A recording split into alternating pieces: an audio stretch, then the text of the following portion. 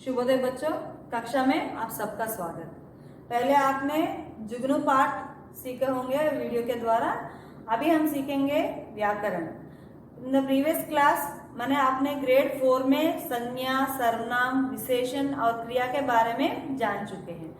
हमें अभी नए टॉपिक सीखने के लिए पहले एक बार पुराने टॉपिक को एक बार रिकैप्चुलेट करेंगे। ब्रीफली मैं आपको एक बार एक्सप्लेन करूंगी, बाद में हम नए टॉपिक में जाएंगे। अभी देखिए, पहला टॉपिक क्या है। पहले आपने व्याकरण में क्या सीखा है? संज्ञा के बारे में सीखा है। संज्ञा माने क्या होता है? कोई भी व्यक्ति, प्राणी, वस्तु, स्थान या भाव के नाम बताने वाले शब्दों को संज्ञा कहते हैं। संज्ञा मैंने आपको सबको याद है ना? आप तीसरी कक्षा से सीख रहे हो।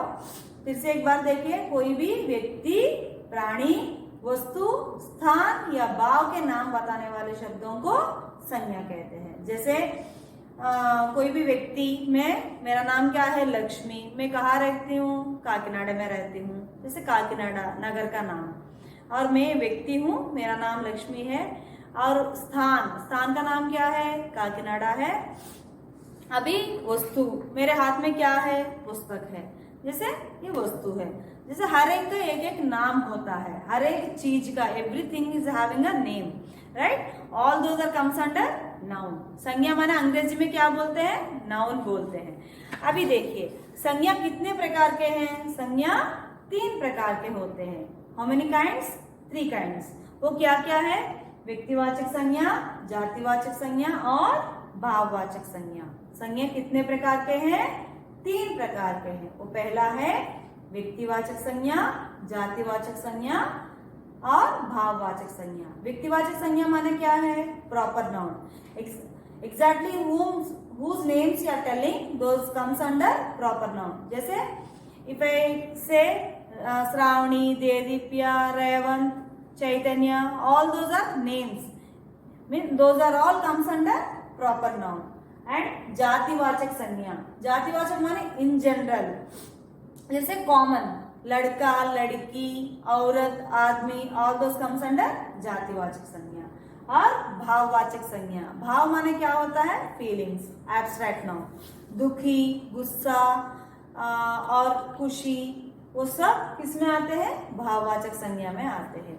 और I am just explaining briefly children because already you know this topics. अभी संज्ञा के बारे में जान चुके हैं। अभी नेक्स्ट टॉपिक में जाएंगे सर्वनाम। सर्वनाम माने क्या होता है? प्रनाउन। सर्वनाम माने प्रनाउन, माने रिप्लेसिंग नाउन। माने देखिए, संज्ञा के स्थान पर प्रयुक्त होने वाले शब्दों को सर्वनाम कहते हैं। संज्ञा के स्थान पर माने रिप्लेसिंग नाउन। कोई if you take any paragraph, कभी हम एक पैराग्राफ लेंगे, उसमें देखेंगे कि हम लिखेंगे संजना अच्छी लड़की है, संजना अच्छी लिखती है, संजना अच्छी पढ़ती है, संजना अच्छी खाती है। जैसे हम हर एक वाक्य में संजना संजना संजना बोल रहे हैं, ऐसे रिपीट करने की कोई जरूरत नहीं है। Instead of using Sanjana we can use pronoun, माने सर्वनाम का प्रयोग करेंगे। संजना वह क्या है? नाउन। इट इज अ संज्ञा, माने संज्ञा word, it is a noun word, name of the girl, right? उसको हम बार बार रिपीट करने की कोई जरूरत नहीं है। इंस्टेड ऑफ संजना हम बोलेंगे यह या वह। संजना अच्छी लड़की है, वह अच्छी खाती है, गाती है, वह अच्छी पीती है। जैसे instead of Sanjana we are using यह, वह, all those means we are using pronoun. Okay.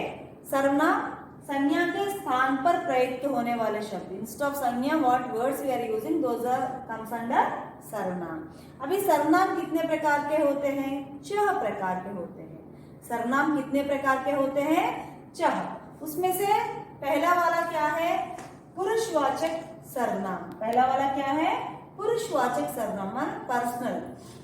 अभी देखिए, पुरुषवाचक में हम बोलेंगे मैं, तुम, वह, माने पुरुषवाचक। और पुरुषवाचक में 3 प्रकार के होते हैं, जैसे उत्तम पुरुष, मध्यम पुरुष, अन्य पुरुष। पुरुषवाचक कितने प्रकार के होते हैं? फिर से 3 प्रकार के होते हैं। उसमें उत्तम पुरुष, मध्यम पुरुष, अन्य पुरुष। उत्तम पुरुष माने क्या है? First person, I am the first person. मैं बोलती हूँ मैं खाती हूँ, आई am talking about my self, first person. And second person, मध्यम पुरुष, if I am with whom I am talking to the another person, that is second person. Who is that? जैसे तुम, I am talking to you, तुम, you, second person. We both are there, and the Anni Purush means a third person. Now Sanjana and myself, we both are talking about Dedipya. Means Dedipya is the third person. I am talking to Sanjana that वो लड़की अच्छी है. I am talking about another person, माने third person. First person, second person, and Dedipya is the third person. We both are talking about Dedipya. She is third person. Likewise, पुरुषवाचक में सिर्फ 3 प्रकार के होते हैं, उत्तम पुरुष, मध्यम पुरुष और अन्य पुरुष. Second one, निश्चयवाचक सर्वनाम. निश्चयवाचक means exactly we are talking about something. अभी देखिए, यहाँ एक पुस्तक है, मैं बोलती हूँ यह मेरा पुस्तक है. I am talking about this book, means exactly I am talking about this only, that is comes under निश्चयवाचक सर्वनाम. उसे बाजार जाना है, I am talking about him. उसे, he has to go to market, means I am talking exactly about him. When we are talking exactly about something, that comes under निश्चयवाचक, definite, निश्चयवाचक सर्वनाम. The third one, अनिश्चयवाचक सर्वनाम, means indefinite. We are not talking exactly about something. कोई someone is knocking the door, कोई आया है बाहर, हम बोलते हैं कोई बाहर खड़े हैं. कोई means somebody. We are not telling about who came. We are telling that somebody came. कोई. And मैं कुछ खरीदना चाहती हूँ. I want to buy something. कुछ means what? Something. I want to buy something. I am not telling that what I want to buy. I am saying something. कुछ means definitely when we are not telling, that comes under अनिश्चयवाचक, indefinite. The fourth one is प्रश्नवाचक. प्रश्नवाचक माने क्या है? Interrogative. Okay children? प्रश्नवाचक माने interrogative, like कौन, कहा, क्या. All the question words comes under प्रश्नवाचक. वहाँ कौन खड़ा है? Who is standing there? When we are asking question, we are posing a question. Those question words comes under प्रश्नवाचक सर्वनाम. कोई, कहा, कौन, क्या, all those comes under प्रश्नवाचक. संबंधवाचक. संबंधवाचक माने रिलेटिव. संबंधवाचक सर्वनाम. संबंध माने दो वाक्यों के बीच में जो कनेक्शन देता है, जो संबंध देता है, उसको संबंधवाचक बोलते हैं. जो अच्छा पढ़ता है वह पास होता है. Who will study nicely, they will pass the exam. जिसे generally we will use to join the sentences. That comes under संबंधवाचक, relative pronoun. Next, last one, निजवाचक सर्वनाम, reflexive. निजवाचक माने क्या है?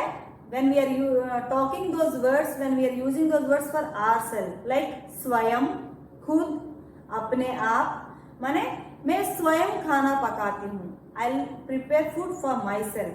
I can prepare food for myself. मैं अपने आप homework करती हूँ. I can do my homework. Means I am talking about myself, that I'll complete my task or whatever.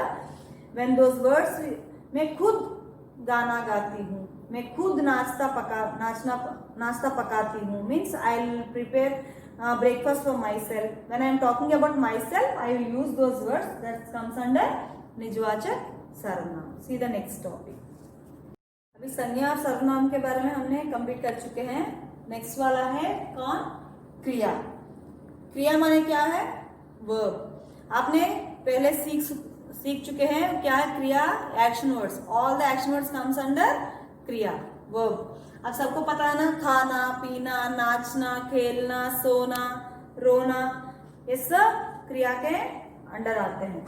अभी देखिए, क्रिया माने क्या है? जिन शब्दों से किसी काम के करने या होने की जानकारी मिले उन्हें क्रिया कहते हैं. जिन शब्दों के द्वारा, by using those words we will come to know that work is going to be done, or हो गया है, होने वाला है या हो गया है, उसके बारे में हमको जब पता चलता है उसको क्रिया कहते हैं. अभी देखिए, क्रिया के मूल रूप को धातु कहते हैं. मूल रूप माने क्या होता है? अभी लिखना, पढ़ना, खेलना, लिखेंगे, लिखता है.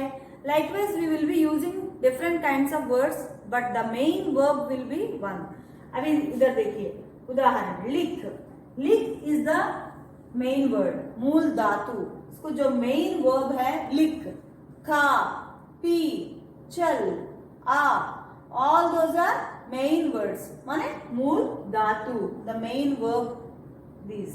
Okay, अभी लिख, we are adding different letters by the end of this धातु, we are making another words. अभी देखिए, लिख धातु से लिखना, we are adding here ना, लिखना, इधर लिखेगा, एगा we are adding here लिखा, जैसे different words we are making by using main verb. This is the main verb. मूल धातु माने क्या है? main verb. ऐसे आदि क्रिया रूप बनते हैं. By using main word we are making into different words. तो अब हर एक सेंटेंस में, in every sentence we will be having subject, object and verb, right? The same way in Hindi also same sentence. In every sentence कर्ता, कर्मा, क्रिया. Subject माने कौन है? कर्ता. इधर सब्जेक्ट माने कौन? कर्ता, कर्मा. कर्म माने कौन? ऑब्जेक्ट. क्रिया, क्रिया माने वर्ब. इन एवरी सेंटेंस कर्ता, कर्मा, क्रिया रहता है. हर एक सेंटेंस में कर्ता, कर्मा, क्रिया रहता है. उसके द्वारा ही वह वाक्य पूरा होता है. अभी कर्ता, काम करने वाले को कर्ता कहते हैं. जो काम करते हैं वो कर्ता कहलाते हैं. जैसे मैं पढ़ा रही हूँ, मीन्स आई एम टीचिंग. मैं इधर मैं करता हूँ, आई एम द सब्जेक्ट. मैं क्या कर रही हूँ? टीचिंग. तो टीचिंग कर रही तो पढ़ा रही हूँ, वो क्या होता है? सिर्फ उसमें देयर इज नो कर्म. मैं पढ़ा रही हूँ, there is no object in this, right? Only subject and verb. जैसे और दो वाक्य देखिए. रोहित, उदाहरण के लिए जैसे रोहित पुस्तक पढ़ रहा है. Rohit is reading book. इसमें रोहित कौन है? Who is reading the book? Rohit. तो ये कौन है? करता है. रोहित करता है. तो पढ़ रहा है, पढ़ रहा है माने क्या है? Reading. What is doing? Reading. ये क्या है? क्रिया है. तो वो क्या पढ़ रहा है? What is reading? पुस्तक पढ़ रहा है. What is reading? पुस्तक. देन तो ये क्या है? कर्म है. Subject, object, verb. कर्ता, कर्मा, क्रिया. इस वाक्य में हमने कर्ता, कर्मा, क्रिया को पहचान चुके हैं. अभी नेक्स्ट सेंटेंस देखिए. पिताजी अखबार पढ़ रहे हैं. पढ़ रहे हैं माने क्या है? रीडिंग. तो ये क्या बनेगा? क्रिया बनेगा. कौन पढ़ रहे हैं? पिताजी पढ़ रहे हैं. Who is doing the work? इधर देखिए, काम करने वाले को कर्ता कहते हैं. Who is doing the work? They are called कर्ता, सब्जेक्ट. तो यहाँ न्यूज़पेपर कौन पढ़ रहे हैं? पिताजी पढ़ रहे हैं. तो वो कौन है? कर्ता है. तो ये कर्ता क्या? कर्ता पढ़ रहा है. पिताजी पढ़ रहे हैं. क्या पढ़ रहे हैं? अखबार पढ़ रहे हैं. तो ये क्या बनेगा? ऑब्जेक्ट क्या है इसमें? अखबार. कर्म. तो कर्ता, कर्म, क्रिया. पिताजी अखबार पढ़ रहे हैं. आपको जो भी सेंटेंस मिलता है, माने जो भी वाक्य मिलता है, पहले आपको देखना है कि कर्ता, कर्म, क्रिया है कि नहीं. उसके द्वारा आप इसको कर्ता, कर्म, क्रिया को पहचान सकते हैं. अभी देखिए, अभी क्रिया के भेद देखिए. क्रिया कितना प्रकार की होती है? दो प्रकार की होती है. एक है सकर्मक और अकर्मक और सकर्मक. क्रिया कितने प्रकार के हैं? दो प्रकार के हैं. फर्स्ट वाला अकर्मक और दूसरा वाला सकर्मक. अभी अकर्मक माने क्या है? अकर्मक माने विदाउट कर्म. कर्म माने पहले हम बोल चुके हैं ना, ऑब्जेक्ट. सब्जेक्ट, कर्ता माने सब्जेक्ट, कर्म माने ऑब्जेक्ट, क्रिया माने वर्ब. अकर्मक माने विदाउट कर्म, विदाउट ऑब्जेक्ट. दो sentences will be there, those are called अकर्मक. सकर्मक माने with subject, means subject, object also will be there in this. With object sentences will be there, that is sakarmak. Without object sentences will be there, that is object. Let us check. अकर्मक. जिन क्रियाओं का प्रभाव सीधे कर्ता पर पड़ता है उन्हें अकर्मक क्रिया कहते हैं. Generally in the sentences whatever subject is doing, that will be affected on object. Okay, in every sentence subject, object, verb will be there, right? जो करता है उसका फल किस पर पड़ता है? कर्म पर पड़ता है। कर्ता के द्वारा जो भी काम किया जाता है उसका फल कर्म पर पड़ता है, मीन्स कर्म will be affected by the कर्ता।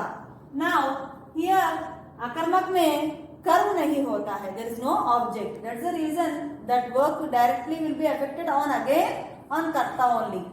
अभी देखिए, जिन क्रियाओं का प्रभाव, whatever work is being done in the sentence, सीधे कर्ता पर पड़ता है, that will be affected directly to the कर्ता ओनली, नॉट ऑन कर्म, उन्हें अकर्मक क्रिया कहते हैं। जैसे for example, now just see, मैं पढ़ाती हूँ, I am teaching, already I have given this example, right? मैं पढ़ाती हूँ, आई एम टीचिंग, इधर मैं कर्ता, पढ़ाती हूँ मीन्स टीचिंग, क्या है?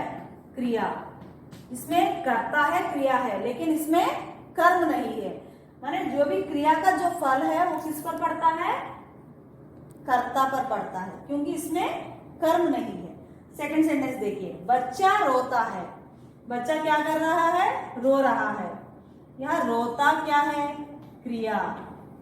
कौन रो रहा है? बच्चा रो रहा है।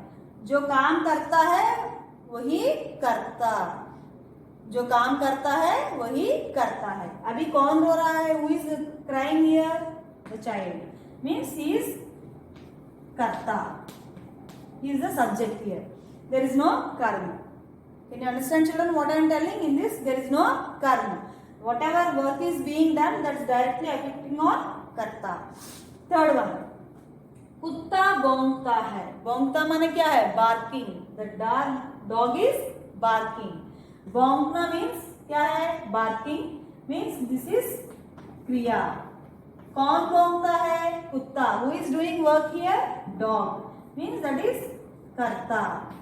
जो भी क्रिया का फल डायरेक्टली कमिंग ऑन कर्ता, कुत्ते के ऊपर आ रहा है। तो ये माने ये देखिए, ये तीनों सेंटेंस में कर्म नहीं है, देयर इज नो कर्म, दोज ऑल कम्स अंडर अकर्मक। Now you can understand, see, जिन क्रियाओं का प्रभाव, what are work is being done, सीधे कर्ता पर पड़ता है, that will be affected directly on कर्ता ओनली, उन्हें अकर्मक क्रिया कहते हैं। दोज आर कॉल्ड अकर्मक क्रिया। Now see the second one, सकर्मक, मीन्स हैविंग कर्म इन the sentence. In every sentence mostly कर्ता, कर्मा, क्रिया रहते हैं। नाउ सकर्मक में कर्ता, कर्मा, क्रिया तीनों रहते हैं। अभी देखिए, जिन क्रियाओं का प्रभाव, what ever work is being done, that will be affected, प्रभाव कर्म पर पड़ता है, it will be affected on कर्म, उन्हें सकर्मक क्रिया कहते हैं। दोज आर कॉल्ड सकर्मक क्रिया। फॉर एग्जाम्पल, जैसे अजय सेब खाता है। अभी खाता है क्या है? क्रिया। खाता है क्रिया। कौन खा रहा है? अजय खा रहा है। Who is eating? Who is doing the work here? Ajay, कर्ता। अभी क्या खा रहा है? What is eating? सेब। दिस इज कर्म, means whatever work he is doing, who will be affected? Same. This one will be affected, कर्म will be affected. अभी देखिए, सुरेश क्रिकेट खेलता है। खेलता है माने क्या है? प्लेइंग, क्रिया।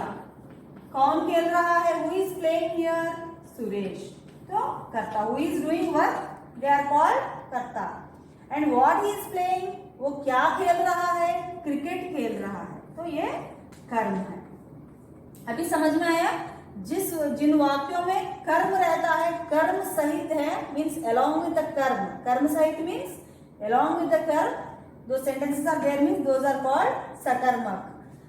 जिन वाक्यों में कर्म नहीं रहता है वो क्या है? अकर्मक है। इसके द्वारा, और फिर से एक बार आप पढ़ने से ये समझ में आएगा। हम अगले क्लास में विशेषण और क्रिया विशेषण के बारे में जानेंगे। धन्यवाद।